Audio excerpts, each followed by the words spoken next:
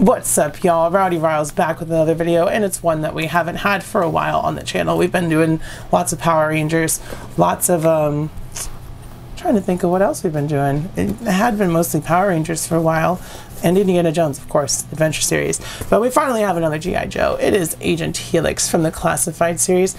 I just got her because she looks cool. That's how I do it with Joes. If I think they look cool and I think that they're worth sitting on my shelf, I'll get her. And she's cool. She's got swords, guns. She's got a cool haircut. She's got a cool bodysuit. She's got the whole shebang. So with all that being said, let's take a close look at the box, then we'll get this bad girl open. Taking a look at the box, you can see the figure rendered with all of her accessories on the front and some artwork. G.I. Joe Classified series, G.I. Joe Agent Helix. On this side, we get some more artwork and her calling card, which I guess you just scan that QR code and it'll take you to the website, and it's also got the little symbols down underneath. On the back, G.I. Joe Agent Helix. She is number 104 in the Classified series.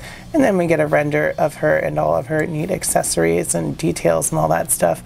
Her calling card stuff once again. Then we get the full artwork of her on this side. It's really good. It looks really cool. G.I. Joe number 104. And with all of that being said, let's get this bad girl from the 90s open. Yes, I do know she was made in the 90s. I know that much about her. As always, I just peeled the tape at the bottom because we got to keep the box intact for a short. I messed up with Blade when I did a video. I tore him up. There's Helix. That's cool. She comes in a little sleeve of her own. She's legs are all wonky and stuff. And then we get her accessory crate number 104 on there. So yeah, here is our Classified series Agent Helix out of the box. She was supposed to be one of my favorite figures of the year, but she came with warped legs because she's got the old pinless legs that are reused from Scarlet, as you can see, which is unfortunate.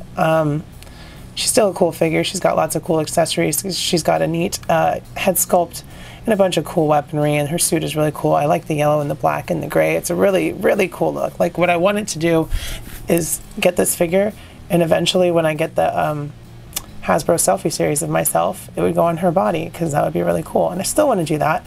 I just need to figure out a way to fix that leg so it's not bent. But yeah, she still looks really cool. I'm still happy to have her. Sure, she's going to go on clearance like the rest of the Joes do, but sometimes you just want a figure because they're cool and you want to get it when it comes out. So I totally did. Getting her standing about as neutral as I can get her, Agent Helix stands at just about 5.5 inches. So nothing wrong with that for G.I. Joe. She might be a slightly bit taller, but that's what I saw on my tape measure, and like I said, it works because G.I. Joes are generally 6 to 6.5 inches for the males, and like 5.5 to a little bit under 6 for the females. So she totally works in scale with them. Going over the accessories, first of all, she comes with these mantis blades that are actually pretty dang articulated. There's a hinge right there. They can come all the way and rest like that, or you can bring them all the way straight forward, or whatever variation you want. And she comes with 2 of those. And they kind of just slide. Well, they're supposed to just slide over her wrist, just like that, which is cool. She's got a lot of weapons. Speaking of, she has 2 katanas on her back, which have a nice yellow handle and a black blade, and they just slide into that G.I. Joe blade backpack that we're used to seeing. We've seen it a bunch of times for the ninja type characters. She also comes with this knife, which I almost forgot about because it's in such a weird position, but as you can see, it just straps into that belt. Can I get it out again without tearing it? Here we go. Kind of like a sickle Bowie knife kind of thing, and it just goes back into that strap just like that. And then she comes with 2 pistols. I'll just take one out. Well, maybe.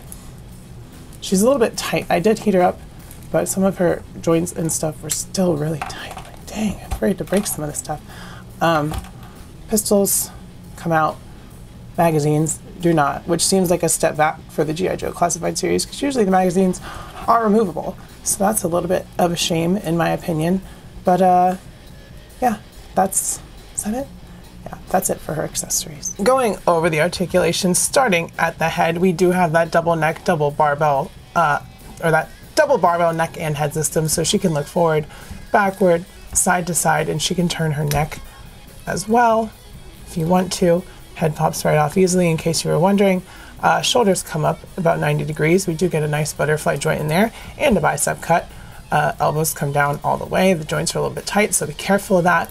For the abdomen, we have a ball peg up here and down here, so she can go forward and more backward than forward, which is a shame, honestly, because I can go way more forward than I can backward. Then we do get these really wonky drop down on this newer torso or crotch piece because it's newer, because the drop down, but these legs I believe are reused of Scarlet. I'll put her up in the comparisons just so we can get a closer look. And as you can see with the pin things, sometimes you get a little bend in the pins. So we do get a double knee though. She can't quite kick her own butt because her big old boots get in the way. There is a boot cut, and then there is a rocker side to side, and both hands are on an up down hinge, which is nice. So yeah, basic articulation, a little bit of new stuff, a little bit of old stuff. You know how Hasbro does it. They mix and match. First up for scale and comparison, we have our new Agent Felix with Scarlet and Snake Eyes, and I was right. These legs are complete reuse from Scarlet. Don't let the colors fool you. Sculpt is exactly the same. It's the crotch piece and everything up. The crotch piece and up is all new, but waist down. Next up for the classified series, we have our good Agent Helix with some bad girls, Zorana and Baroness.